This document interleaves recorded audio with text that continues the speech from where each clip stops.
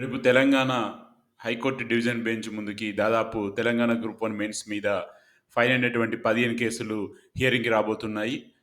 గతంలో మీ అందరికీ తెలిసిందే, తెలంగాణలోని ఏకసభ్య ధర్మాసనం ఇచ్చినటువంటి తీర్పుని దాదాపు ఇప్పుడు దీని పరంగా చూసుకుంటే 15 మంది సవాల్ చేసినట్టుగా తెలుస్తుంది. సో గతంలో సింగిల్ జడ్జి ఇచ్చినటువంటి ఆర్డర్ను చూస్తే ఆల్రెడీ ప్రకటించినటువంటి జనరల్ మెరిట్ లిస్ట్ని రద్దు చేయాలి. అదేవిధంగా తిరిగి మూల్యాంకన అది కాని పక్షంలో తిరిగి మెయిన్స్ ఎగ్జామ్ కండక్ట్ చేయాలని ఆర్డర్ ఇవ్వడం జరిగింది.